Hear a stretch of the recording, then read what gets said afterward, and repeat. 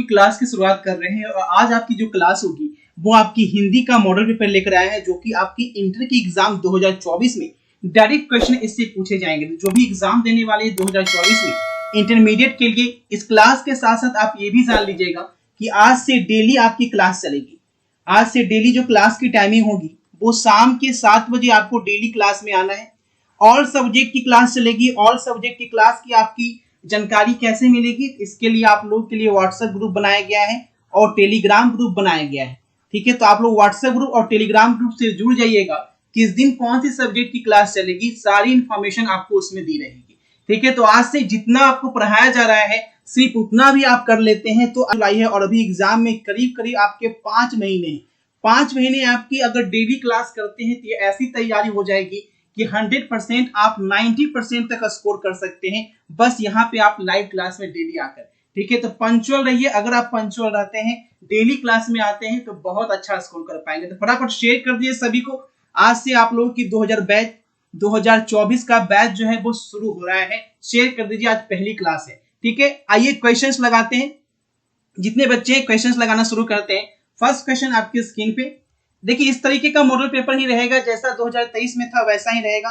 100 objective रहेगा जिसमें 50 प्रश्नों का आपको उत्तर देना होगा और बाकी 50 प्रश्नों का जवाब जो है वो नहीं देना होगा, है ना। हर क्वेश्चन का 1 नंबर मिलेगा। तो चलिए राधे राधे, आज से क्लास शुरू करते हैं। सेंटअप एग्जाम जो है वो बाबू अक्टूबर में होता है। सेंटअप एग्जाम जो है अक्टूबर में होता है, तो टेंशन नहीं लीजिएगा। सेंटअप एग्जाम के लिए भी टेंशन नहीं लेना है। ठीक है, चलिए बिल्कुल अनामिका बिल्कुल टॉप करेंगे, एकदम टेंशन नहीं लेना है। ठीक है, चलिए सभी को गुड इवनिंग। और पहला क्वेश्चन आपकी स्क्रीन पे आ चुका है। आलोक कुमार सिंह, क्लास शुरू हो गया है। ठीक है, क्लास शुरू हो गया है, रिफ्रेश कर लीजिए। मृत्यु के कुछ समय पहले स्मृति बहुत साफ हो जाती है, किस पठित पाठ की पंक्ति है। अब आप लोग आंसर लगाना शुरू करेंगे कि मृत्यु के कुछ समय पहले स्मृति साफ हो जाती है, किस पठित पाठ से लिया गया है। उसने कहा था शिक्षा, ओ सदा नीरा या अर्धनारीश्वर। चलिए फटाफट तरीके से आंसर लगाना शुरू कीजिए आप लोग। पहला क्वेश्चन आपकी स्क्रीन पे आ चुका है। पहला क्वेश्चन, मृत्यु के कुछ समय पहले स्मृति बहुत साफ हो जाती है, किस पठित पाठ की पंक्ति है। चलिए याद रखेंगे, राइट आंसर है उसने कहा था। राइट आंसर है उसने कहा था। फर्स्ट क्वेश्चन का आंसर आ गया आपका, उसने कहा था, ऑप्शन नंबर ए। ठीक है, इसके राइटर कौन है तो चंद्रधर शर्मा गुलेरी। याद रखिएगा, इसके राइटर जो हैं वो गुलेरी साहब हैं।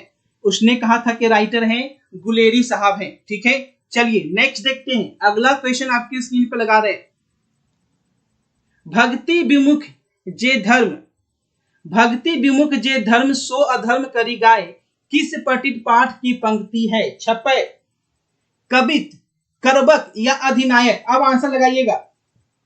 भक्ति विमुख जे धर्म सब अधर्म करी गाय, किस पठित पाठ की पंक्ति है। छप्पय, कबित, करबक या अधिनायक। चलिए फटाफट तरीके से आंसर लगाएं बच्चे और एक बार सभी को शेयर कर दीजिए। चलिए नहीं भी आ रहा तो कोई दिक्कत नहीं है, देखते चलिएगा। याद रखिएगा, इसके राइटर है बच्चा छपय है और छपय से लिया गया। और छपय के राइटर की बात कर ली जाए तो ये नाभा दास के द्वारा लिखा गया है। याद रखिएगा, इसके राइटर है नाभा दास। भक्ति विमुख जे धर्म सब अधर्म करी गाय, छपय से लिया गया। चलिए जो भी ए के साथ गए हैं सभी का आंसर आपका सही है। चलिए नेक्स्ट क्वेश्चन की ओर बढ़ रहे हैं। अगला क्वेश्चन देखते हैं।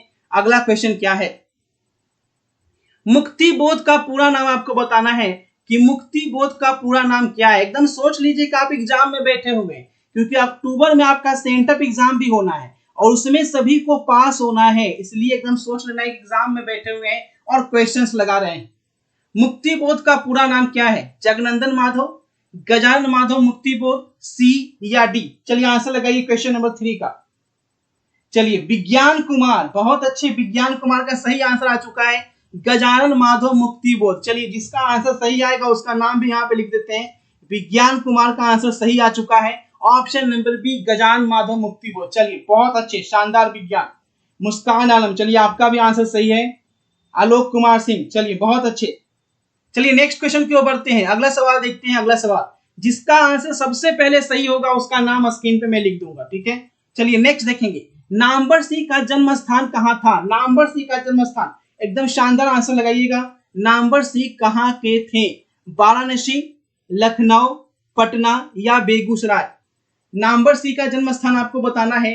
नंबर सी का क्वेश्चन नंबर 4 पे हम लोग पहुंच चुके हैं। क्वेश्चन नंबर 4, नंबर सी का जन्म स्थान वाराणसी, लखनऊ, पटना या बेगूसराय। चलिए देखते हैं सबसे पहले आंसर किसका आता है क्वेश्चन नंबर 4 के लिए। नंबर सी का जन्म स्थान कहां था? बहुत अच्छे, याद रखेंगे सही जवाब है वाराणसी। ऑप्शन नंबर ए के साथ गए हैं उज्जवल कुमार। बहुत अच्छे उज्जवल, बिल्कुल सही जवाब है आपका। सबसे पहले जो आंसर आया है वो आया है उज्जवल भाई का। चलिए बहुत अच्छे उज्जवल, कोमल, सभी का आंसर बिल्कुल सही आता हुआ। चलिए नेक्स्ट बढ़ते हैं, अगला सवाल देखते हैं। अगला सवाल क्या है? क्वेश्चन नंबर 5, ओम प्रकाश वाल्मीकि का जन्म कब हुआ था? पूछा गया आपसे ओम प्रकाश वाल्मीकि का जन्म कब हुआ था। ईयर आपको बताना है। 1950, 1949, 1975 या 1905। चलिए अब आंसर लगाएं। क्वेश्चन नंबर 5 में हम लोग पहुंच चुके हैं। ओम प्रकाश वाल्मीकि का जन्म कब हुआ था, ये कौन से साल हुआ था, ये आपको बताना है क्वेश्चन नंबर 5 में। जितने बच्चे जुड़े हुए हैं फटाफट शेयर कर दीजिए। क्लास जो है डेली चलेगी, घबराना नहीं है। और ऑल सब्जेक्ट की क्लास शुरू कर देंगे जैसे ही आप लोग 100 बच्चे लाइव होना शुरू हो जाएंगे, है ना। आज पहली क्लास है, बहुत लोगों को जानकारी नहीं है, तो शेयर कर दीजिएगा। धीरे धीरे 7 दिनों में सबके पास जानकारी पहुंच जाएगी, तो ऑल सब्जेक्ट की क्लास यहाँ पे चलने लगेगी। चलिए याद रखेंगे ओम प्रकाश वाल्मीकि का जन्म जो है वो 1950 में हुआ था। बहुत अच्छे, शानदार आंसर आया है 5 का ऑप्शन नंबर ए के साथ। याद रखेंगे 1950। शुभम कुमार सिंह, बहुत अच्छे शुभम। चलिए नेक्स्ट बढ़ते हैं अगले सवाल की ओर। मलयज का जन्म कब हुआ था? मलयज, देखिए जन्म वाला क्वेश्चन एग्जाम में बहुत पूछता है। इसी टाइप के 100% क्वेश्चन रहेंगे, क्योंकि ये आपका मॉडल पेपर का है, तो एग्जाम में एकदम धमाल मचा के क्वेश्चन लड़ेगा, क्योंकि वही क्वेश्चन पढ़ाया जाएगा जो आपके एग्जाम में आएगा। ठीक है, चलिए अब आंसर लगाएंगे। मलयज का जन्म कब हुआ था? Question number 6। अब मलयज के बारे में याद रखिएगा कि इनका ये क्या है, डायरी था, है ना। इनका जो जन्म के बारे में बात की जाए तो याद रखेंगे 1935 ईस्वी में, है ना। कितने मलयज? तो ऐसे याद रखिएगा 35 मलयज। कितने मलयज थे? डायरी में 35 मलयज थे, ऐसे याद रखिएगा। डायरी में 35 मलयज थे। 35 का मतलब क्या? 1935। 2035 तो अभी आया ही नहीं है, ठीक है, 1935। चलिए नेक्स्ट देखेंगे। रघुवीर सहाय का निधन कब हुआ था? रघुवीर सहाय की मृत्यु कब हुई थी? 4 ऑप्शन है आपके सामने। क्वेश्चन नंबर 7, रघुवीर सहाय की निधन। 7 का आंसर आएंगे फटाफट तरीके से।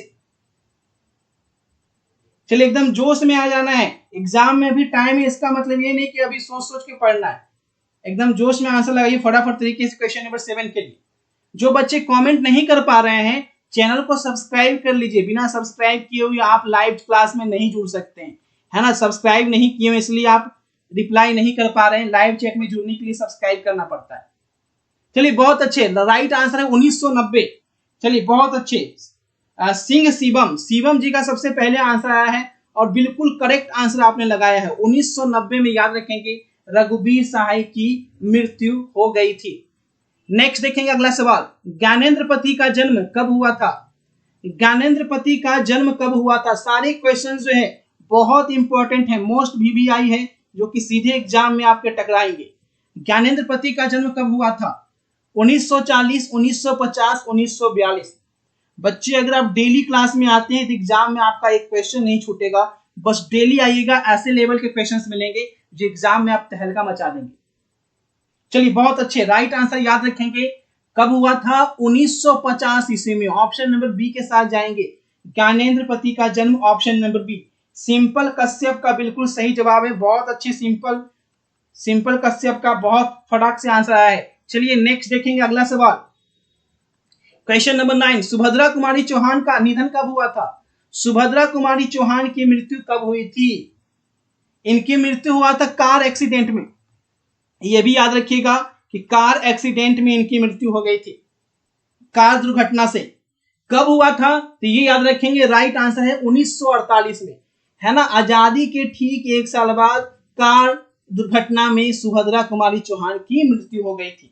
ऑप्शन नंबर ए 1948। चलिए नेक्स्ट देखेंगे अगला सवाल। क्वेश्चन नंबर 10, हंसते मेरा अकेलापन हिंदी साहित्य की कौन सी विद्या है? फटाफट आंसर लगाएंगे।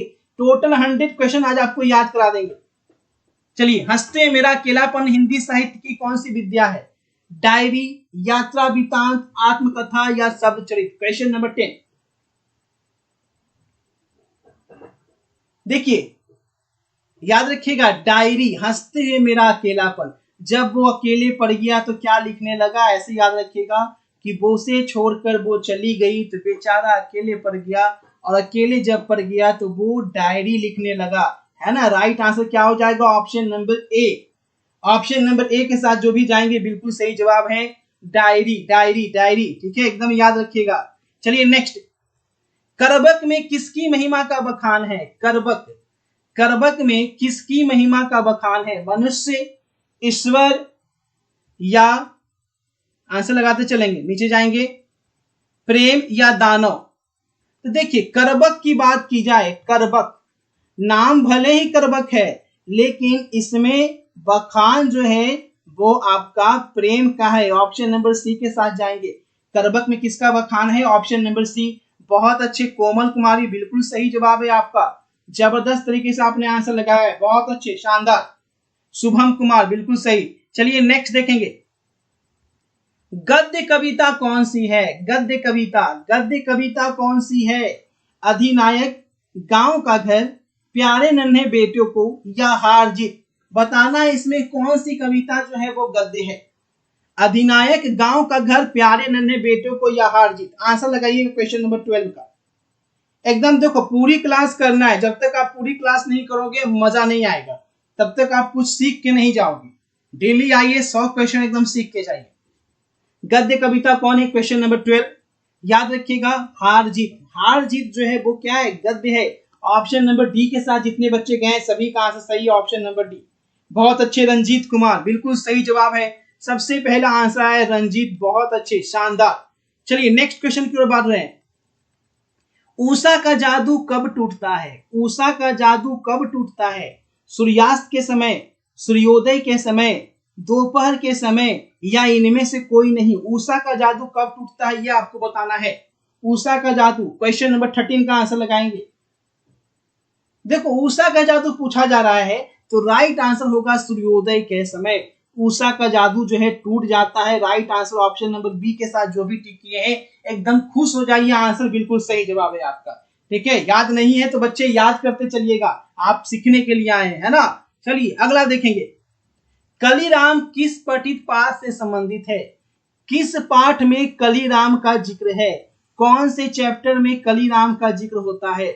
जूठन में, तिरिच में, रोज में, या शिक्षा में? किस पाठ में कलीराम का जिक्र हुआ है? Question number 14। अब आपके पास समय नहीं है बच्चा, है ना। आपके पास समय किस लिए नहीं है?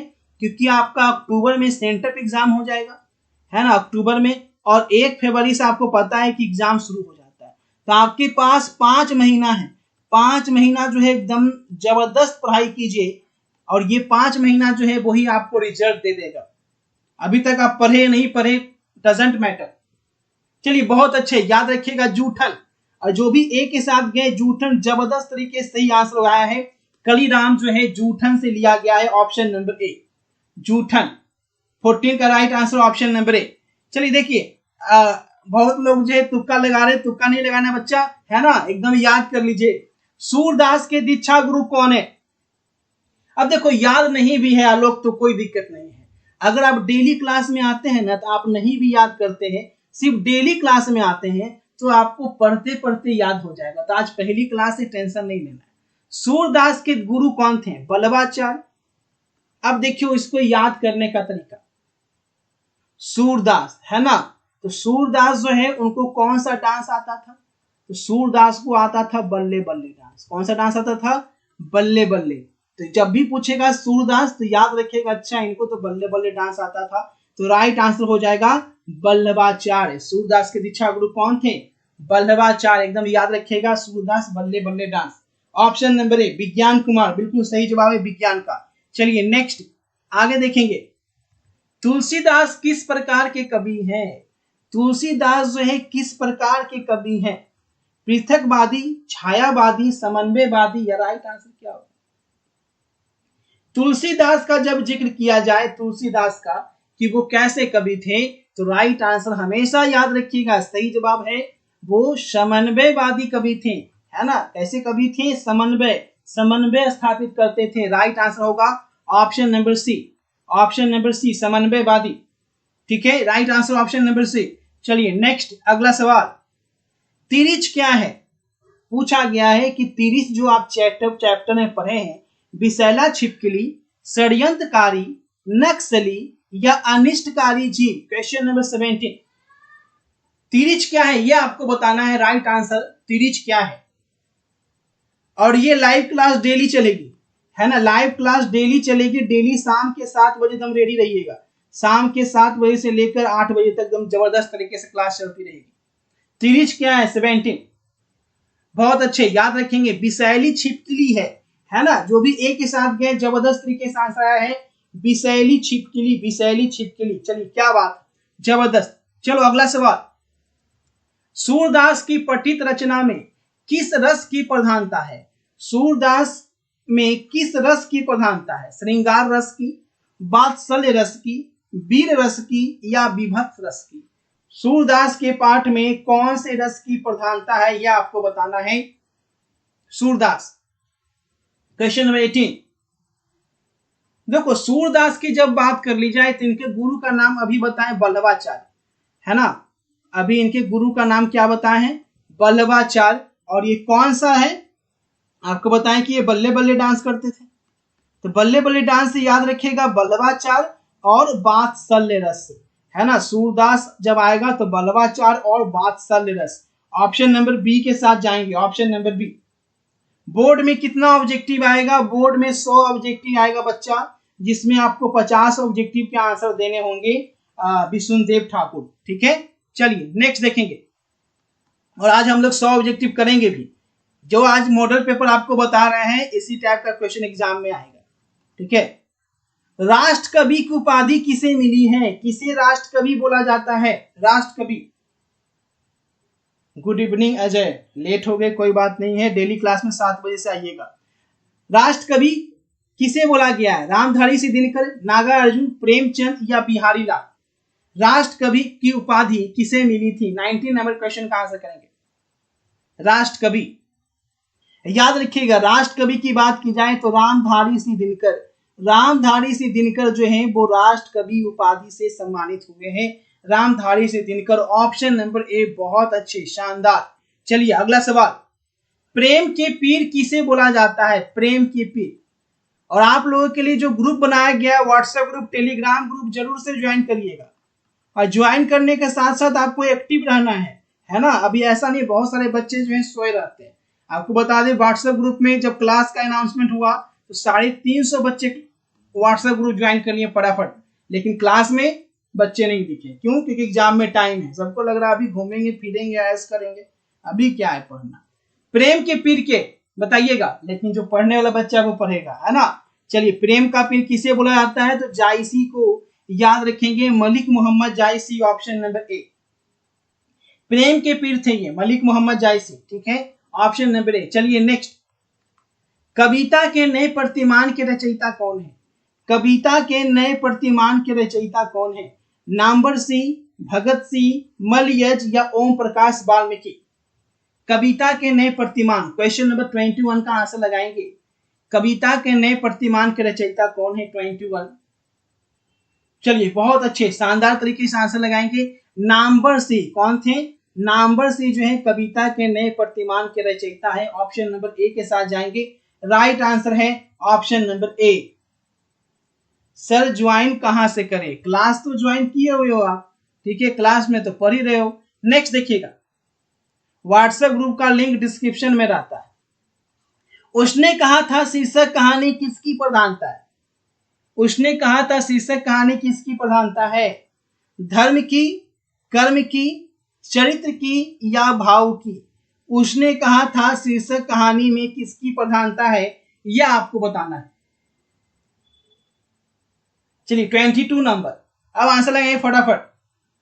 याद रखिएगा, उसने कहा था कहानी कर्म की प्रधानता है। 22 में ऑप्शन नंबर बी बिल्कुल सही जवाब है। उज्जवल कुमार साइंस का है, साइंस, आर्ट्स, कॉमर्स, हिंदी सभी का एक ही है बच्चा।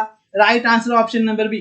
चलिए नेक्स्ट, गंडक नदी किस पठित पाठ से संबंधित है? अब आंसर लगाइएगा। गंडक नदी कौन से पाठ से आया है? तिरिच, ओ सदा नीरा, शिक्षा या बातचीत?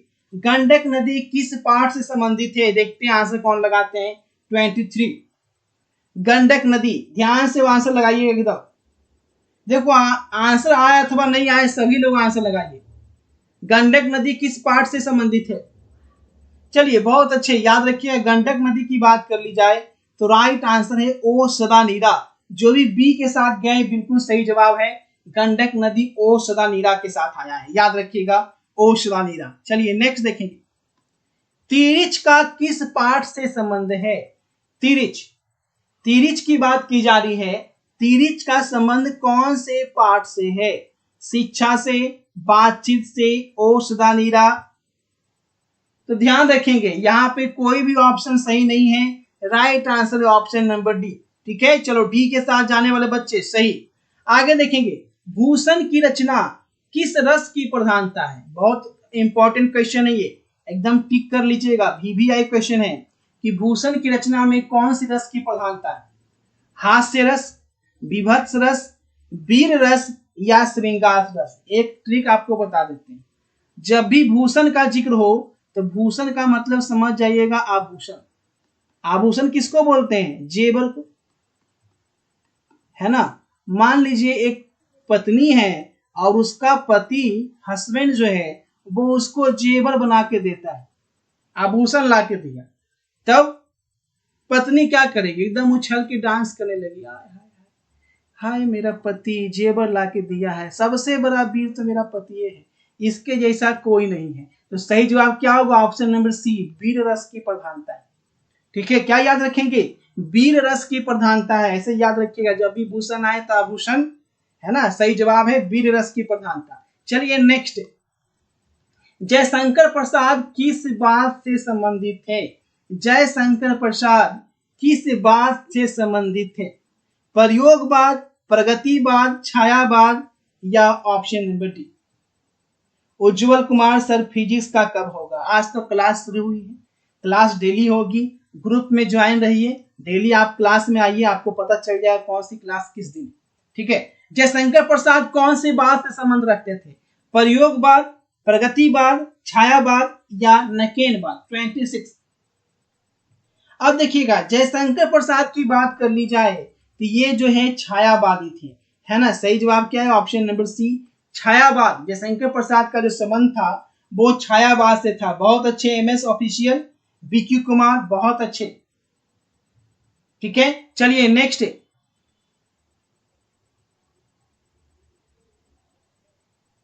नेक्स्ट देखेंगे गैंग्रीन का संबंध। अब गैंग्रीन क्या है? एक बीमारी थी, है ना। गैंग्रीन का संबंध कौन से पार्ट से है? सबसे पहले याद रखिएगा बच्चा कि गैंग्रीन क्या था? तो एक बीमारी था। कहां से लिया गया है? उसने कहा था रस्सी का टुकड़ा, तिरिच या रोज? 27। चलिए याद रखेंगे, गैंग्रीन जो है वो रोज से लिया गया है। जिसके राइटर कौन है? इसके राइटर है भैया अज्ञेय साहब, है ना। अज्ञेय साहब इसके राइटर हैं। ये कहां से लिया गया है? रोज से लिया गया है। राइट आंसर अजय कुमार, बहुत सही जवाब बच्चा। गुलाबसा आपका भी सही आंसर है। बिकी यादव बिल्कुल सही जवाब है। ठीक है, चलिए नेक्स्ट देखेंगे। आगे, भगत सिंह की माता का नाम बताना है आपको। भगत सिंह की मां का क्या नाम था? विद्यावती, फूलवती, कलावती या सुंदरवती? भगत सिंह की मां का नाम क्या था? भगत सिंह का मां का नाम विद्यावती, फूलवती, कलावती या सुंदरवती? 28।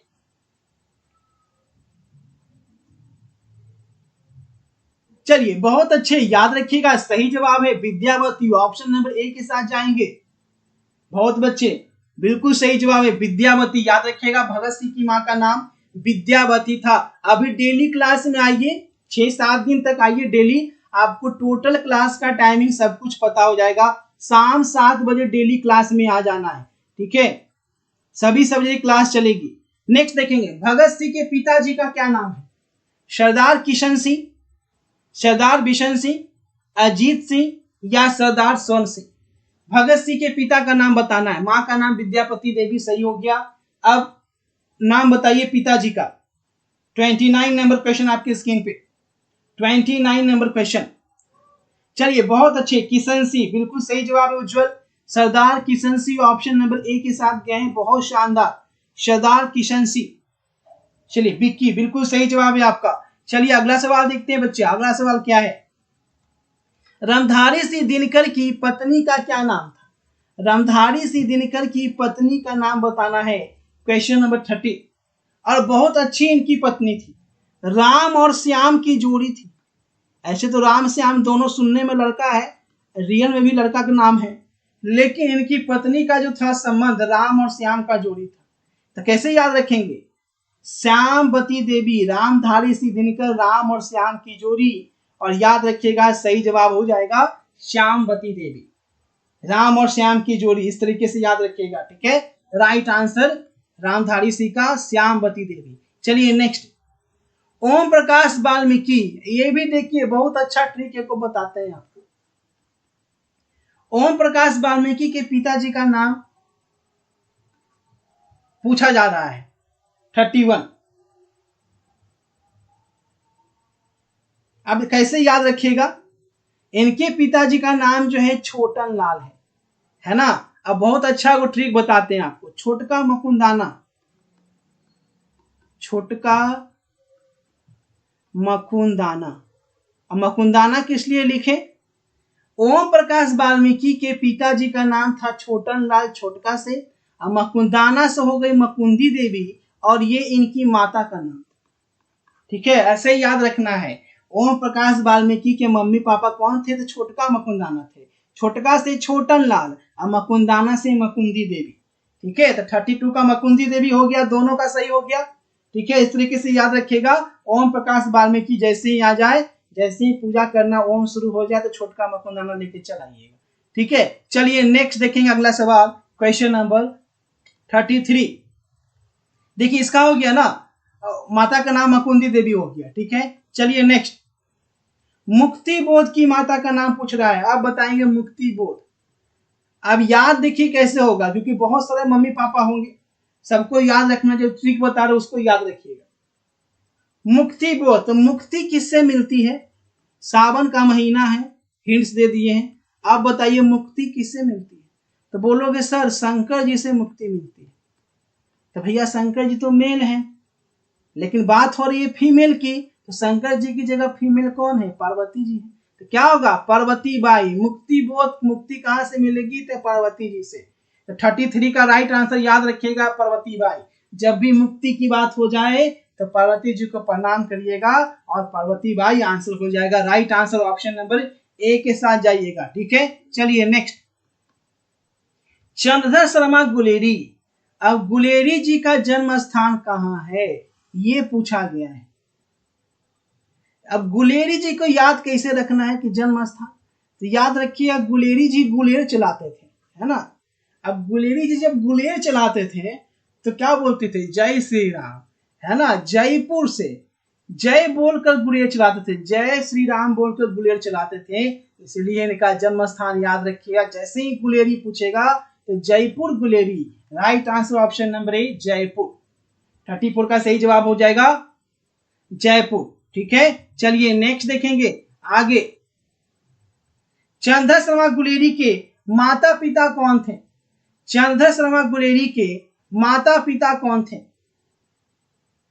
35 माता पिता। देखिए माता पिता की बात कर ली जाए तो पंडित शिवराम थे, शिवराम इनके पिताजी थे। सही जवाब होगा ऑप्शन नंबर बी, शिवराम इनके पिताजी थे। राइट आंसर याद रखिएगा शिवराम, ठीक है। चलिए नेक्स्ट देखेंगे आगे। अब देखिए याद कैसे होगा, चंद्रधर, तो किसके सर पे चंद्रमा रहते हैं? शिव जी के सर पे, इसलिए इनके पिताजी थे शिवराम थे। शिव जी किसकी पूजा करते हैं? राम जी की। तो चंद्रधर शर्मा गुलेरी पंडित शिवराम, ठीक है। चलिए नेक्स्ट देखेंगे, तुलसीदास का जन्म स्थान पूछा गया है कि तुलसीदास का जन्म स्थान कहां था? 36 Vishnudev, love you sir, love you too बच्चा। चलिए तुलसीदास का जन्म स्थान 36। अब देखिए इनको कैसे याद रखिएगा, नाम त से तुलसी है और त से तिकवापुर, त से तुलसी और त से तिकवापुर यूपी। याद रखिएगा तुलसीदास तिकवापुर के थे, यूपी से थे। तुलसीदास तिकवापुर यूपी से थे। ठीक है, ऑप्शन नंबर सी के साथ जाएंगे। बहुत अच्छे। नेक्स्ट देखेंगे, ज्ञानेंद्रपति का जन्म स्थान कहां है? ज्ञानेंद्रपति 37 नंबर, 37 नंबर पूछा गया है, ज्ञानेंद्रपति का जन्म स्थान कहां है? देखिए ज्ञानेंद्रपति जो है वो झारखंड से थे और इनका जन्म स्थान गोड्डा है ना। 37 का याद रखिएगा, गोड्डा। ज्ञानेंद्रपति कहां से थे? तो गोड्डा। ठीक है, चलिए बहुत अच्छे। आगे देखेंगे अगला, गजानन माधव मुक्तिबोध, मुक्तिबोध का जन्म स्थान कहां है? पहले अभी बताएं कि मुक्तिबोध की मां कौन थी? पार्वती बाई। थोड़ा सा याद दिला दें। अभी बताएं कि पार्वती बाई जो थी है ना, मुक्तिबोध की मां थी। अब पूछा गया इसमें इनका जन्म स्थान कौन क्या है? तो इनका जन्म स्थान ग्वालियर था। याद रखिएगा, श्योपुर ग्वालियर, श्योपुर ग्वालियर। 38 का राइट आंसर श्योपुर ग्वालियर था। ऑप्शन नंबर ए एकदम याद रख लेना है। ठीक है, ऑप्शन नंबर ए। ठीक है, चलिए बहुत अच्छे, शानदार। चलिए नेक्स्ट देखेंगे बच्चा, अगला सवाल, सुभद्रा कुमारी चौहान का जन्म स्थान पूछा गया है। सुभद्रा कुमारी चौहान जिनका 1948 में मृत्यु हो गया था, कार एक्सीडेंट में इनकी मृत्यु हुई थी, है ना, अभी पढ़ाए थोड़ी देर पहले। और पूछा गया इनका जन्म स्थान कहाँ था? तो ये जब जन्म ली तो अपने मम्मी पापा को निहाल कर दी, है ना, लड़की थी सुभद्रा कुमारी चौहान, अपने मम्मी पापा को निहाल कर दी। इनका जन्म हुआ था निहालपुर में। ठीक है, निहालपुर में। तो निहाल करने वाली बेटी थी, याद रखिएगा, सुभद्रा कुमारी चौहान। निहालपुर में, यूपी में जन्म था। 1948 ईस्वी में कार एक्सीडेंट से इनकी मृत्यु हो गई थी। ठीक है, चलिए नेक्स्ट देखेंगे, रामधारी सिंह दिनकर के माता पिता का नाम पूछा गया है। रामधारी सिंह दिनकर के माता पिता का नाम, और 100% आज की क्लास से क्वेश्चन एग्जाम में आपके रहेंगे। वैसे क्वेश्चन जो सीधे आपके एग्जाम में आते हैं वही क्वेश्चन आपको इस चैनल पे देखने को मिलते हैं। ठीक है, अब बताइए रामधारी सिंह दिनकर के माता पिता का नाम क्या था? मनरूप देवी, रवि सिंह, हुलसी शिवराम, सी या डी? क्वेश्चन नंबर 40 का फटाफट आंसर करेंगे बच्चे। चलिए जबरदस्त तरीके से आंसर करेंगे। रामधारी सिंह दिनकर की माता पिता का नाम, चलिए याद रखिएगा, मनरूप देवी एवं रवि सिंह। सही जवाब है 40 का right answer option number A, Manroop Devi और रवि सिंह। रामधारी सिंह दिनकर के माता पिता थे। ठीक है, मनरूप देवी और रवि सिंह। चलिए नेक्स्ट, अज्ञेय जी के माता पिता का नाम बताना है। 41, अज्ञेय जी के माता पिता कौन थे? अज्ञेय जी के माता पिता बताइएगा। 4 ऑप्शन दिए गए 41 नंबर क्वेश्चन में।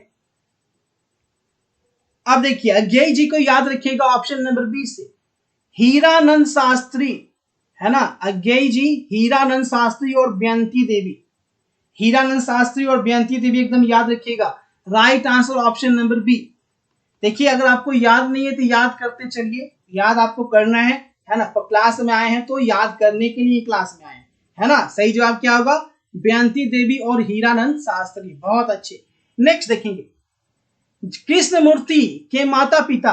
अब देखिए नाम से ही पता चल रहा है कि साउथ इंडियन है ना, दक्षिण भारत के हैं। कृष्णमूर्ति नाम से ही पता चल रहा है। चलिए बहुत अच्छे अखिलेश, बिल्कुल सही जवाब है।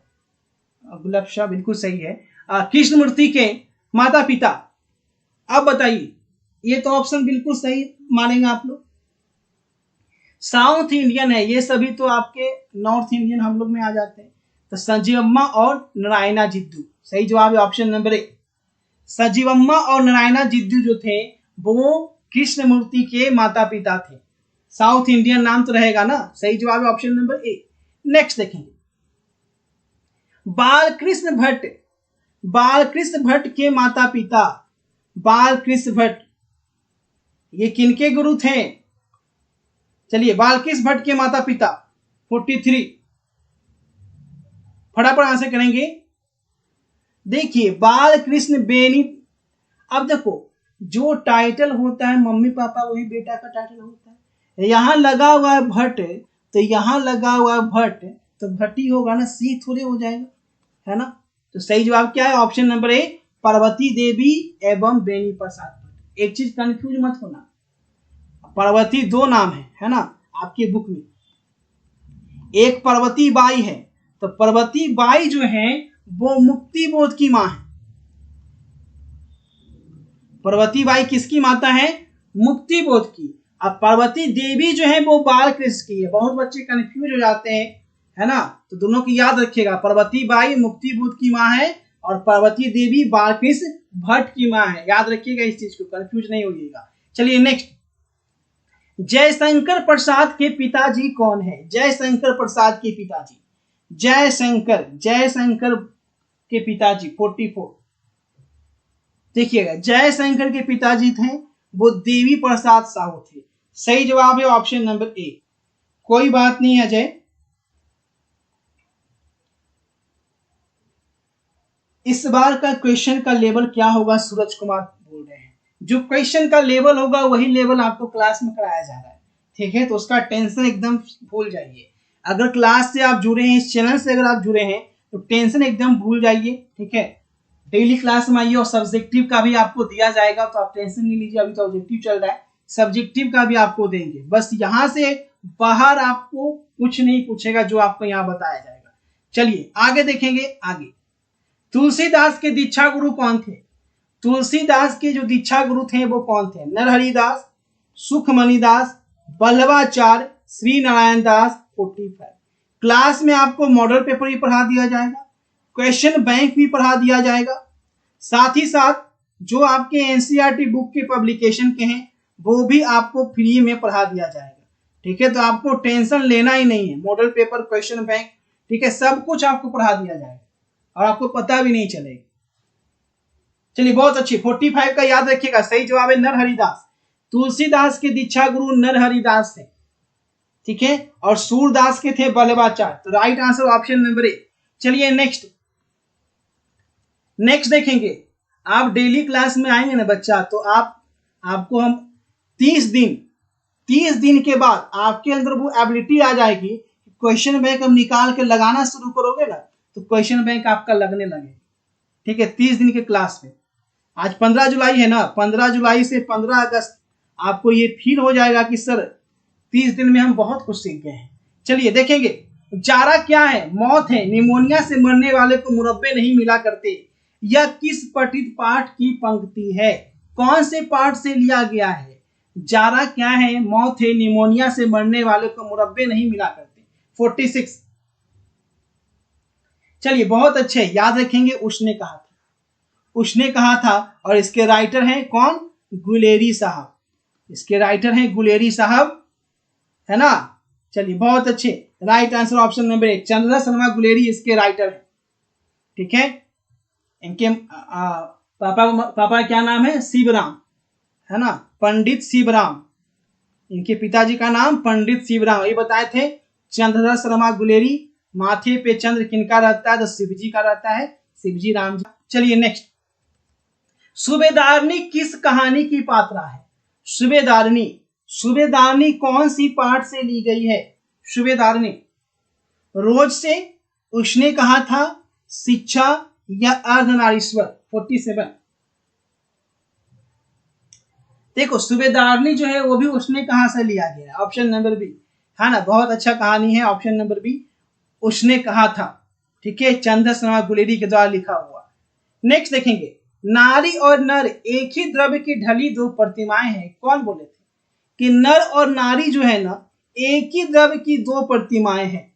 रामधारी सिंह दिनकर, नागार्जुन, प्रेमचंद या नामवर सिंह। 48 का राइट आंसर बताइएगा। नर और नारी एक ही द्रव्य की ढली दो प्रतिमाएं हैं, किसकी उक्ति है? 48 नंबर क्वेश्चन में धमाल मचाएं। Question number 48। चलिए बहुत अच्छे, फटाफट तरीके से आंसर करेंगे 48 का। बहुत अच्छे, याद रखेंगे। रामधारी सिंह दिनकर, याद रखिएगा, नर और नारी, रामधारी सिंह दिनकर। बहुत अच्छे, एक के साथ गए अखिलेश, बिल्कुल सही जवाब है। चलिए अगला सवाल, कामनी तो अपने मन अपने साथ यामिनी की शांति लाती है, किस पाठ की है? कामनी तो अपने साथ यामिनी की शांति लाती है, कौन से पाठ से ली गई है? अर्धनारीश्वर, परगीत और समाज, तिरिच या उसने कहा था। कामनी तो अपने साथ यामिनी की शांति लाती है, कौन से पाठ से ली गई है? क्वेश्चन नंबर 49 का आंसर। चलिए बहुत अच्छे, याद रखिएगा अर्धनारीश्वर से लिया गया है। राइट आंसर क्या होगा? अर्धनारीश्वर से लिया गया है। बहुत अच्छे, शानदार, ऑप्शन नंबर ए के साथ जाएंगे। ठीक है, चलिए नेक्स्ट। तेरी कुड़माई हो गई है, कौन से पाठ की पंक्ति है? तेरी कुड़माई हो गई है, कौन से पाठ की पंक्ति है? उसने कहा था, रोज, जूठन या तिरिच? Question number 50। चलिए, तेरी कुड़माई हो गई है। चलिए बहुत अच्छे, राइट आंसर क्या होगा? कुड़माई का मतलब मंगनी होता है बच्चा, है ना? तो राइट आंसर हो जाएगा ऑप्शन नंबर ए, उसने कहा था। राइट आंसर क्या होगा? उसने कहा था। ठीक है, इसका मतलब होता है तेरी कुड़माई हो गई है मंगनी। ठीक है, जिसे हम लोग छेका बोलते हैं। चलिए नेक्स्ट देखेंगे, इंगेजमेंट। त्राही त्राही करना मुहावरे का अर्थ बताइए।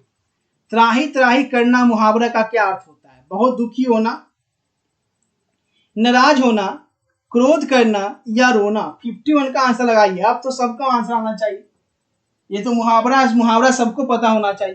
त्राही त्राही करना मुहावरे का अर्थ क्या होता है? त्राही त्राही करना 51, याद रखिएगा। बहुत दुखी होना, ए के साथ गए बच्चे, बिल्कुल सही जवाब है। चलिए अगला सवाल, कान देना मुहावरे का अर्थ। कान देना, कान देना का मतलब क्या होता है? बोलते हैं ना, ध्यान से सुनो, ध्यान से सुनो, इसका मतलब क्या है? कान देना, उसी को बोलते हैं ध्यान देना। 52 का राइट आंसर हो जाएगा ऑप्शन नंबर सी, कान देना का मतलब ध्यान देना। नेक्स्ट देखेंगे, घी के दिए जलाना। घी के दिए जलाना मुहावरे का अर्थ आपको बताना है। रोशनी करना, मन चंचल होना, आनंद मनाना या प्रकाशित करना? 53 का राइट आंसर क्या हो? घी के दिए जलाना, 53। चलिए बहुत अच्छे, सही जवाब है आनंद मनाना। घी के दिए हम कब जलाते हैं? जब बहुत खुशी होते हैं तो घी के दिए जलाना, आनंद मनाना। बहुत अच्छे, शानदार। चलिए नेक्स्ट देखेंगे, एक पंथ दो काज मुहावरे का अर्थ क्या होता है? एक पंथ दो काज, एक पंथ दो काज, एक साथ दो काम करना, है ना? एक पंथ दो काज का मतलब हो गया दो कार्य एक साथ जब करते हैं, तो ऑप्शन नंबर ए के साथ। देखिए सबसे पहले जितने बच्चे जुड़े हैं ना, व्हाट्सएप ग्रुप से आपको जुड़ जाना है। व्हाट्सएप ग्रुप का लिंक मैंने नीचे डिस्क्रिप्शन में दे रखा है, ताकि आगे से क्लास जब भी हो तो आपको कोई भी क्लास की इंफॉर्मेशन आपसे मिस नहीं होनी चाहिए, है ना? चलिए आगे देखेंगे, जी चुराना मुहावरे का अर्थ। मुहावरा भी आपसे पूछा जाएगा। जी चुराना, ए बी सी या डी? 55 बोल रहा है कि जी चुराना मुहावरे का अर्थ क्या होगा? चलिए राइट आंसर है किसी काम से भाग जाना। बोलते हैं ना, काम उसका मन नहीं लगता है, जी चुराता है, किसी काम से भाग जाना। ठीक है, और आप लोगों के लिए आपको बता दें कि जो बच्चे एक्टिव हैं पढ़ाई के प्रति, और वो ऑल सब्जेक्ट के वैसे सारे मटेरियल्स चाहते हैं क्वेश्चन आंसर के साथ, ऑब्जेक्टिव और सब्जेक्टिव दोनों चाहते हैं क्वेश्चन आंसर के साथ, और वही क्वेश्चन चाहते हैं जो कि उसे पढ़कर एग्जाम में 90% स्कोर कर सके। ठीक है, तो वैसा आपको पीडीएफ के मटेरियल के रूप में मिल जाएगा। ठीक है, जो कि आपका पेड है, वो लेने के लिए आपको कुछ नहीं करना है। क्या था ना, जी चुराना। चलिए, लकीर का फकीर होना। लकीर का फकीर होना मुहावरे का अर्थ। लकीर का फकीर बोलते हैं पुरानी सोच का होना, उसी को बोलते हैं लकीर का फकीर। परंपरावादी होना, परंपरावादी, option number B, option number B. फकीर नहीं बच्चा, ऑप्शन नंबर बी के साथ जाएंगे। चलिए नेक्स्ट, नायक शब्द का संधि विच्छेद पूछा गया है। नायक, नायक शब्द का संधि विच्छेद 57 नंबर क्वेश्चन में। नायक, बहुत अच्छे, नायक से बनता है नए जोड़ अक, ऑप्शन नंबर बी के साथ गए, नए जोड़ अक, नए जोड़ अक मत चले जाना। क्वेश्चन नंबर 58, उद्गम शब्द का संधि विच्छेद पूछा गया है। 58, उद्गम, उद्गम शब्द का संधि विच्छेद 58। क्या बात है, उत जोड़ गम, ये सभी को पता होना चाहिए। जब द आ जाता है तो द के लिए हम क्या यूज करते हैं, है ना? त, संधि विच्छेद के लिए उत जोड़ गम, उत जोड़ गम, बहुत अच्छे, शानदार, क्या बात है। चलिए आगे, जगदानंद शब्द का संधि विच्छेद बताना है। जगदानंद शब्द का संधि विच्छेद, जगदानंद, 4 ऑप्शन है जगदानंद शब्द का संधि विच्छेद। क्वेश्चन नंबर 59, क्वेश्चन नंबर 59, जगत जोड़ आनंद, बहुत अच्छे, जितने बच्चे एक के साथ गए एकदम धमाल मचा दिए, धोती फाड़ के रुमाल बना दिए, क्या बात। राइट आंसर ऑप्शन नंबर 1, एक ही साथ गए, बहुत अच्छे, शानदार। क्लास की टाइमिंग डेली शाम 7 बजे से है, आज पहली क्लास है। महाशय शब्द का संधि विच्छेद बताना है 60 नंबर क्वेश्चन में। 60 नंबर क्वेश्चन है महाशय। चलिए बहुत अच्छे, महाशय का मतलब हो गया महाजोड़ आशय। सही जवाब क्या होगा 60 का राइट आंसर, महाजोड़ आशय, बहुत अच्छे, शानदार, महाजोड़ आशय, क्लियर है। चलिए नेक्स्ट, मनोहर शब्द का संधि विच्छेद, मनोहर शब्द का संधि विच्छेद, 4 आपके ऑप्शन है मनोहर में। मनोहर शब्द का संधि विच्छेद 61 नंबर क्वेश्चन। मना जुरहर है ना, मना जुरहर, मन को हर लेने वाले, मनोहर, राइट आंसर क्या होगा ऑप्शन नंबर बी के साथ जाएंगे, बिल्कुल सही जवाब है। आगे देखेंगे, कमलेश शब्द का संधि विच्छेद बताइए। कमलेश, कमलेश, कमल जो इस है ना, कमलेश को तोड़िएगा तो क्या बनेगा, कमल जो इस, ये अस है बच्चा, ये अस है, ध्यान से आंसर लगाना है। कमल जोड़ इस जो है वो डी में है ना, कमल जोड़ इस, कमल जोड़ अस नहीं, है ना। देखिए बच्चे लोग फंस गए इसमें, कमल जोड़ इस होता है, इस। नेक्स्ट, जगत, जगत का विशेषण बताना है, जगत का विशेषण 63, जगत का विशेषण। चलिए बहुत अच्छे, जबरदस्त, ठीक है, बहुत अच्छे। नेक्स्ट देखेंगे आगे, आधार शब्द का विशेषण, आधार 64, आधार का विशेषण बताइए बच्चे। देखो आधार से क्या होगा, आधार है तो आधार का क्या हो जाएगा, आधारित, बी के साथ जाएंगे बच्चे, बहुत जबरदस्त, ऑप्शन नंबर बी के साथ जाएंगे, ऑप्शन नंबर बी, आधारित, आधारित, ठीक है, बी। चलिए नेक्स्ट, क्वेश्चन नंबर 65, संस्कृत शब्द का विशेषण। संस्कृत में बहुत लोग फंस जाएंगे, अब बताइएगा संस्कृत का विशेषण क्या होगा, संस्कृत का विशेषण बताना है 65। संस्कृत का, संस्कृति नहीं बच्चा, सांस्कृतिक, आपके स्कूल में सांस्कृतिक कार्यक्रम होता था ना, वही आपका संस्कृत का विशेषण हो जाएगा, सांस्कृतिक, संस्कृति नहीं, ठीक है। चलिए नेक्स्ट, अग्नि का विशेषण, अग्नि, अग्नि, साइंस में एक टर्म पढ़े होंगे आग्नेय चट्टान, अब आपको याद आ गया होगा, अग्नि, अग्नि का विशेषण क्या होगा 66। 100 क्वेश्चन डेली करवाएंगे बच्चा, 100 क्वेश्चन डेली, एकदम धुआंधार, और सब्जेक्ट होगा। जैसे ही 100 बच्चे लाइव में जुड़ने लगेंगे आपका और सब्जेक्ट शुरू हो जाएगा, एकदम टेंशन नहीं लीजिएगा, बस बच्चे को जोड़ना है आपको ग्रुप में और क्लास में, जो पढ़ने वाले बच्चे है ना, जो पूरी क्लास कर सके। चलिए बहुत अच्छे, आग्नेय बिल्कुल सही जवाब है, ऑप्शन नंबर बी। चलिए नेक्स्ट, दिन शब्द का विशेषण, दिन शब्द का विशेषण क्या होगा 67। दिन, दिन से बनेगा दैनिक, दिन से बनेगा क्या, दैनिक, क्या बात है बच्चे, बिल्कुल सही जवाब दे रहे हैं, बहुत अच्छे। दिन से क्या बनेगा, प्रिंस, सुमीर, उज्जवल, चलिए गुलबशा, सभी का आंसर सही आ रहा है, बहुत शानदार। चलिए नेक्स्ट देखेंगे अगला सवाल, फीसदी शब्द में उपसर्ग बताना है, फीसदी में उपसर्ग। अब देखो उपसर्ग किसको बोलते हैं, किसी भी शब्द के आगे लगने वाले, जैसे मान लीजिए ये कोई शब्द है, इसके जो आगे लग जाएगा यानी कि पापा, पापा जो होंगे वो उपसर्ग होंगे, जो पीछे लग जाएगी यानी कि मां, वो हो जाएगी प्रत्यय, ठीक है। तो फीसदी, ये फीसदी एक शब्द है, आगे पापा कौन है तो फी है, ठीक है, सही जवाब होगा ऑप्शन नंबर ए, 68 का राइट आंसर, ठीक है। चलिए नेक्स्ट देखें, बिन देख शब्द में उपसर्ग बताना है, बिन देखा 69, बिन देखा में क्या उपसर्ग है 69। देखिए बिन देखा, बिन देखा में उपसर्ग आगे क्या है, बिन, सही जवाब है ऑप्शन नंबर ए। नेक्स्ट आगे देखिए, नाचीज शब्द में, नाचीज, नाचीज में उपसर्ग बताना है, क्या होगा? ना होगा। चीज के आगे क्या लगा हुआ है? ना। बहुत अच्छे, देखिए सही बच्चा का आंसर सही होता होगा। पढ़ने वाला, इसमें प्रत्यय पूछ रहा है, ठीक है। तो बोले थे प्रत्यय जो होता है वो पीछे लगता है, उपसर्ग जो होता है वो आगे लगता है। तो यहाँ पे पढ़ने वाला है, पीछे क्या है? वाला। तो वाला कहाँ है? ऑप्शन नंबर बी, ठीक है। बी के साथ जाएंगे, बिल्कुल सही जवाब है ऑप्शन नंबर बी। नेक्स्ट देखेंगे खिलाड़ी। खिलाड़ी में प्रत्यय पूछा है, खिलाड़ी। खिलाड़ी में बोल रहा है कि बताइए खिलाड़ी में प्रत्यय क्या हो। अब इसको संधि विच्छेद कर लीजिए, उठा के पटक दीजिए इसको, है ना।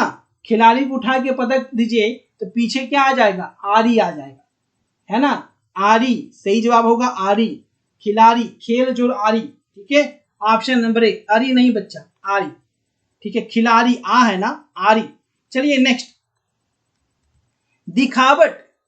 दिखावट, दिखावट, दिखावट प्रत्यय क्या होगा? आवट। देखो तो दिखावट, इसमें क्या है? ख दिख को छोड़ दो, ये क्या हो रहा है? आवट, दिखावट, है ना। आवट आ रहा है ना। सही जवाब क्या होगा? ऑप्शन नंबर ए हो जाएगा, दिखावट, आवट।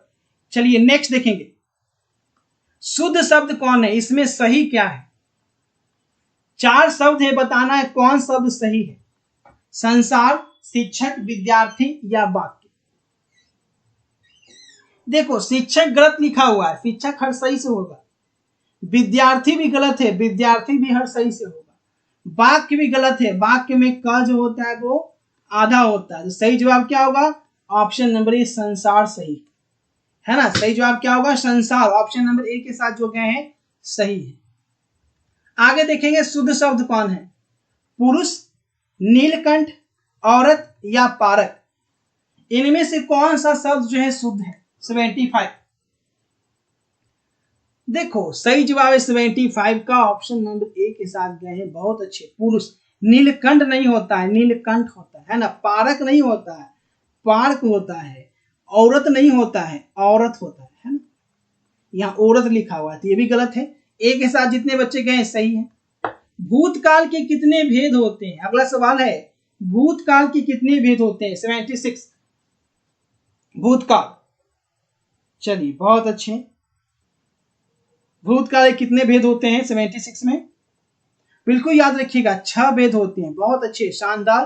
भूतकाल के 6 भेद होते हैं। सभापति शब्द का स्त्रीलिंग रूप बताना है। सभापति शब्द के स्त्रीलिंग रूप कौन है? सभापति का स्त्रीलिंग 77। सभापति, सभापत्नी मत कर देना। सभापति का, सभापत्नी नहीं तो हो जाएगी, पूरे की पत्नी हो जाएगी, सभा की पत्नी हो जाएगी। सभाध्यक्षी, है ना, सभाध्यक्षी होता है option number C. Option number C के साथ जो जाएंगे बिल्कुल सही जवाब होगा, ठीक है। चलिए नेक्स्ट, नायक शब्द का स्त्रीलिंग। नायक, नायक से क्या बनेगा? नायक, नायक का क्या हो जाएगा बच्चा? नायिका। अब कौन सी नायिका? ये नायिका नहीं, ये नायिका। ऑप्शन नंबर सी, हर्षई वाली, ठीक है। ये आपका दीर्घई है, दीर्घई वाली नहीं, हर्षई वाली, ठीक है। चलिए नेक्स्ट देखते हैं, अधिनायक में आप सबको बताना है कि अधिनायक में उपसर्ग क्या है। अधिनायक, अधिनायक में उपसर्ग आपको बताना है। Question number 79, A B C या डी। 79 में बताइएगा अधिनायक में उपसर्ग। देखिए इसको क्या करना है, जोड़िए पहले, अधि जोड़ नायक। सही जवाब होगा अधिनायक, ऑप्शन नंबर सी। सी के साथ जाएंगे, बहुत सही जवाब आ गया है। आगे देखिए, अधिकार में उपसर्ग पूछ रहा है। अधिकार में, अधिकार में उपसर्ग क्या होता है? अधिकार, तो क्या हो जाएगा 80 में? याद रखेंगे, इसको तोड़िएगा बच्चा तो क्या हो जाएगा? अधि जोड़ कार, तो क्या हो जाएगा? अधिकार, ऑप्शन नंबर सी। चलिए सी के साथ जो भी जा रहे हैं बिल्कुल सही जवाब है। चलिए सही बच्चा का सही आंसर आ रहा है, प्रिंस, आलोक, वॉफ, कुलप्सा, सभी का सही आंसर है। चलिए नेक्स्ट देखेंगे, लिखाई में प्रत्यय पूछ रहा है। लिखाई 81, लिखाई, लिखाई में देखिएगा ऑप्शन नंबर बी के साथ जाएंगे, है ना, बी के साथ जाएंगे, बिल्कुल सही जवाब है। चलिए नेक्स्ट, फास्ट करते हैं, 100 क्वेश्चन पूरा कर लेते हैं। दौड़ने वाला में प्रत्यय क्या है? दौड़ने वाला, दौड़ने वाला 82, जो पीछे रहेगा वही प्रत्यय होगा। सही जवाब है ऑप्शन नंबर सी, है ना। चलिए एकदम फटाफट आंसर करते चलिए। अब बताएंगे मर्ता में प्रत्यय कौन है? मर्ता में 83 में बताना है कि मर्ता में प्रत्यय। अब मर्ता में क्या हो जाएगा बच्चा? मर जोर ता, मरता। क्या बात है, एकदम इजी, एक ही साथ गए जिनका बिल्कुल सही जवाब है। आगे देखेंगे खिलौना में प्रत्यय, खिलौना में प्रत्यय 84। देखिए यहां पे खिलौना है, खिलौना, तो ओना नहीं होगा, बी के साथ नहीं जाना बच्चा, सी के साथ गए आलोक, बिल्कुल सही जवाब है, बिल्कुल सही आंसर ऑप्शन नंबर सी। चलिए नेक्स्ट 85 फ, फ कहां से बोलते हैं? फ। अब एक चीज याद रखिएगा, प, फ, ब, भ और म, ये सभी जब हम बोलते हैं तो हम मेरा लिप्स क्या है? टच होता है। ओष्ठ का मतलब क्या हो गया? लिप्स। ये कहां से बोलते हैं? प फ ब भ म, याद रखेंगे ओष्ठ से बोलते हैं, सी के साथ जो जाएंगे बिल्कुल सही जवाब है। उसी तरीके से आप देखिए म आ गया, तो म का भी कहां जाएगा? म, सही बताएं, प फ ब भ म, लिप्स, यानी कि ऑप्शन नंबर ए ये भी सही है। ठीक है, चलो नेक्स्ट देखेंगे थ, थ का प्रोनाउंसिएशन 87, त थ। देखिए जब ये त हो, थ हो, द हो, ध हो, ये सभी हम दांत से बोलते हैं। आपका लिप्स देखिएगा दांत पे जाएगा, त थ द ध बोलेंगे तो दांत से बोला जाता है। सही जवाब है ऑप्शन नंबर बी। ठीक है, तालु और मूर्धा मत कर देना, दंत। ठीक है, बहुत बच्चे कंफ्यूज हो जाते हैं इसमें। ठीक है, दंत। चलिए नेक्स्ट देखेंगे, तालु पर ट में जाता है, ट। चलिए नेक्स्ट देखेंगे ध, त थ द ध न, अभी भी कहां जाएंगे? दंत, ऑप्शन नंबर ए। लिप्स देखिए आपका कहां जाता है? दांत पे जाता है, दंत। ठीक है, चलिए नेक्स्ट देखेंगे बच्चा ग। अब यहां से याद रखेंगे क, क हो गया, ख हो गया, ग हो गया, घ हो गया और अंग हो गया। जब ये बोलते हैं ना, आपका कंठ पे हाथ रखिए, कंठ में कंपन होगा, वाइब्रेशन होगा, है इसका मतलब है हम कंठ से बोलते हैं, है ना। ग, क, ख, ग, घ, अंग, कहां से बोलते हैं? कंठ से बोलते हैं। सही जवाब क्या होगा? कंठ। नेक्स्ट भ, अभी बताएं प फ ब भ म, प हो गया, फ हो गया, ब हो गया, भ हो गया, म हो गया, लिफ्ट। देखिए ऐसे क्वेश्चन एकदम हवा में उड़ा देना एग्जाम में। ठीक है, त, अब देखिए त थ द ध, त थ द ध, अभी बताए कहां जीभ कहां सट रहा है? त में, जी दांत में सट रहा है, ऊपर के दांत में जीभ सट रहा है ना, दंत, ऑप्शन नंबर बी। चलिए बहुत अच्छे, शानदार। आगे देखेंगे ढ। अब यहां से समझिए ट, ठ, ड, ढ, ये कहां से बोला जाता है? 92। जब ये बोलेंगे ट ठ ड ढ, ट ट, तो ये जो है मूर्धा में जाता है। टवर्गी, टवर्गी ट मूर्धा से, और त थ द ध, त थ द ध, ये दांत से, क ख ग घ अंघा कंठ से, और ओष्ठ से क्या बोला जाता है? तो प फ ब भ म। सारे ऑप्शन डील कर दिए। प फ ब भ म जो है ओष्ठ से, कंठ से क ख ग घ अंघा, दांत से त थ द ध, और मूर्धा से ट ठ ड ढ। ठीक है, चलिए नेक्स्ट ख। फिर देखिए ख का उच्चारण स्थान अभी बताएं, कंठ एक के साथ लगाइए एकदम। ठीक है, देखिए सभी का सही हो रहा है। छ, अब देखिए छ, च, छ, ज और झ, इनका जो उच्चारण स्थान है 94 में, याद रखिएगा ये तालु से बोला जाता है। तालु से क्या बोला जाता है? च छ ज झ, मूर्धा से ट ठ ड ढ, ओष्ठ से प फ ब भ, और कंठ से क ख ग। ठीक है, पूरा याद हो गया होगा। तो च छ ज झ कहां से? तालु से, ऑप्शन नंबर बी के साथ जाएंगे।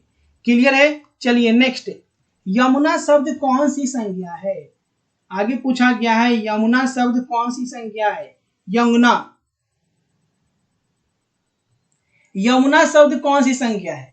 देखिए आप लोग लाइक करने के साथ साथ वीडियो अपने दोस्तों के साथ शेयर किया कीजिए। सबको टाइम बता दीजिएगा, शाम के 7 बजे डेली लाइव क्विज में जुड़े और अपने परफॉर्मेंस को सही करें। यमुना, किसी भी नाम का जब बोध होता है तो वो क्या हो जाता है? व्यक्तिवाचक प्रोपर नाउन हो जाता है। ऑप्शन नंबर बी के साथ, है ना, ऑप्शन नंबर बी। चलिए नेक्स्ट, मंत्री शब्द कौन संख्या है? मंत्री 96, मंत्री, मंत्री शब्द कौन संख्या है? मंत्री से पूरी जाति का बोध हो जाता है, पूरी मंत्री में जितने भी मंत्री आ जाए, किसी एक मंत्री का नहीं। तो सही जवाब क्या होगा? ऑप्शन नंबर ए, जातिवाचक संख्या, है ना, जातिवाचक संख्या। ठीक है, चलिए नेक्स्ट, मिठास, मिठास का मतलब क्या है? स्वीटनेस, स्वीटनेस को आप फील करते हैं, क्या करते हैं? किसी को स्वीटनेस को छू सकते हैं क्या? मीठा को छू सकते हैं, फील करते हैं, अनुभव करते हैं। जो चीज अनुभव होता है वो भाववाचक संज्ञा होता है ना। बी के साथ जाएंगे, बिल्कुल सही जवाब है। चलिए नेक्स्ट, गुच्छा, गुच्छा शब्द कौन संज्ञा है? गुच्छा का मतलब हो गया ग्रुप, गुच्छा का मतलब क्या हो गया? एक ग्रुप में रहना। और जब कोई चीज ग्रुप में रहता है तो उसका मतलब क्या है? समूहवाचक संज्ञा, ग्रुप में रहना। ए के साथ जाएंगे। ठीक है, चलिए नेक्स्ट, मोती, मोती शब्द कौन सी संख्या है? तो आपने पढ़ा होगा, जिसे नापा या तौला जा सके, है ना, उसे हम क्या बोलते हैं? उसे बोलते हैं द्रव्यवाचक संज्ञा। तो सही जवाब क्या है? द्रव्यवाचक संज्ञा, ऑप्शन नंबर सी। ठीक है, 99 का सही जवाब होगा ऑप्शन नंबर सी, व्यक्ति, भाव और समूह नहीं।